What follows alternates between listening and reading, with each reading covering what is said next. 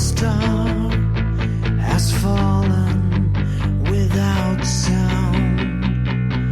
Another spark has burned out in the cold. Another door to the barren standing open. And who is there to tell me not to give and not to go? How could I know?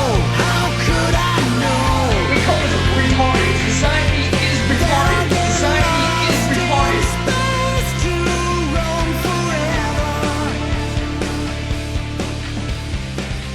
How could I know? How could I? Welcome, this is the Tony Show, where we bring news to your house our way. And we want to start off the show talking about Carlos Mencia. He just graduated from Mercer County College and is now entering the work world. He was hired by ExxonMobil to be a co-executive to the richest company in the world. A little mind-boggling when you think about it. We want to talk about how affirmative action changes the world.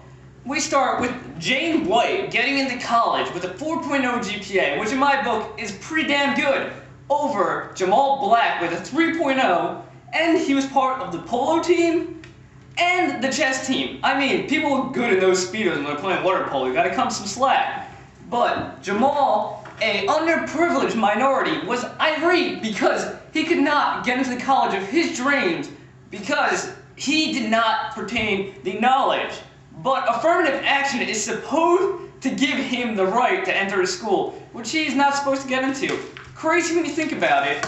In the book The Bell Curve, an excerpt states that in respects to intelligence, African Americans are inferior to whites. Well, this leads into our next statement about jail systems in America and how they are overcrowded with Black Americans. Black Americans make up 12% of the general population. However, in jail, contradictory to common belief, they make up the majority. So minority turning into majority just inside of an institution. This is a mind-blowing statement if you want to really put it into your own mind. Perhaps blacks make up the majority of the prison system because they serve longer prison sentences. I just heard Obama getting off pretty easy for having only to serve a 3 times life sentence because he littered out in the public parking lot. I would have given him 5 life sentences if it was up to me, but he must have got a nice judge that day. In other news, Kobe Bryant dropped 100 points in last night's basketball game. Moving on to the NHL.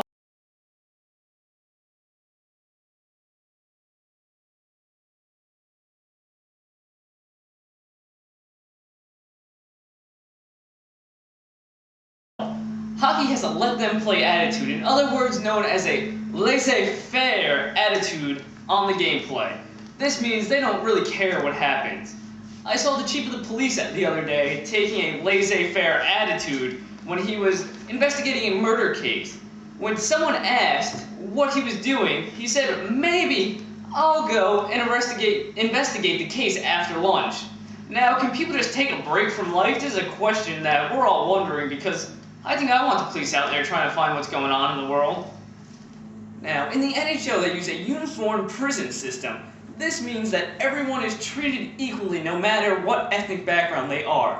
However, prison gives different penalties to all different people. Now, say the white bimbo gets to serve house arrest for inside trading, while NFL star Michael Vick has to serve a prison sentence for a measly dogfighting charge. I mean, mass media has a grave effect and very misleading toll on society as a whole. Now, when you see a commercial of kids rioting and bashing in windows, killing people, and now you have the teenager that sits at home and watches TV and believes in all this stuff. So you wake up the next morning, you see the retarded kid outside because he's a mindless zombie and believes everything that's on a commercial and thinks he can just go up to a car and bash his windows in, slash his tires with a switchblade and just have a field day. And now a quote-unquote a hockey player said, those things are just going to happen. What is love? Baby, don't hurt me. Don't hurt me no more. Baby, don't hurt me. Don't hurt me no more.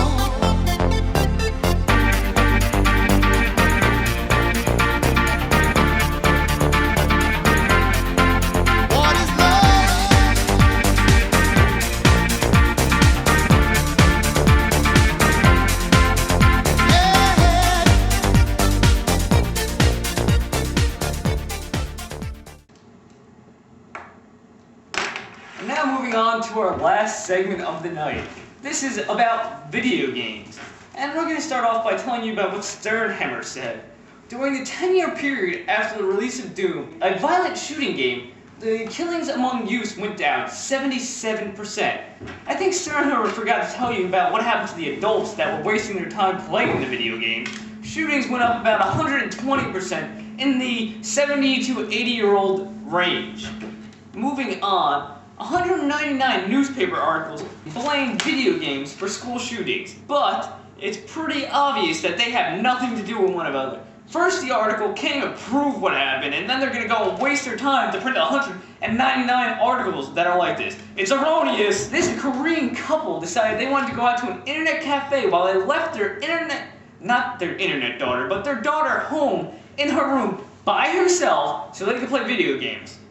Two parents, one could stay at home. No, they decided they wanted to leave. And however, they couldn't even tell the grandmother upstairs to watch the kid. They just both up and left. And upon returning to the house, they found the daughter suffocated in the bed. Whose fault is this? The parents for not being responsible? Can't go 10 feet and tell the grandmother they're leaving? Or one parent can't stay home because they're so into their video games. Society just doesn't want to take responsibility for anything anymore. They just want to blame it anywhere. Wherever they can point the finger, that's where the blame goes.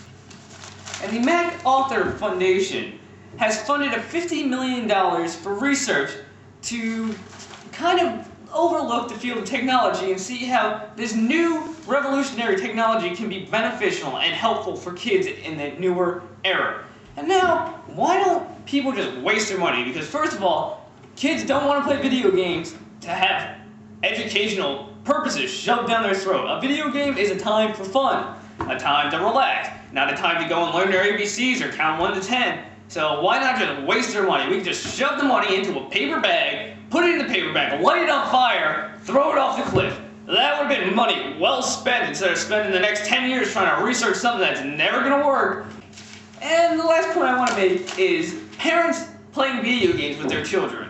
Wow, we have 1/3 of the parent population wants to spend time with their kids playing video games. Well, son, let's not talk. We'll just go and kill things together. No wonder why my doctor hasn't been in work for the last week. I'm sitting over here with herpes and I can't even get a doctor to look at me, and he's home playing video games with his son. Alright, society is wasting their time. Parents are parents. Grow up. Live a little more when you're younger. You're a parent. Don't be staying home playing video games with your kids. And don't be raising your kids on video games, because what's that doing for them? Son, we want you to be geeky, so you stay home, you play video games for the rest of your life. Good game, because you don't need social skills or any friends, you just need the video game, because the TV will always be here for you until it blows, and then you just buy a new one. And that's all for the day, folks. I'm glad you spent the time with me. Have some good times, and have a good night.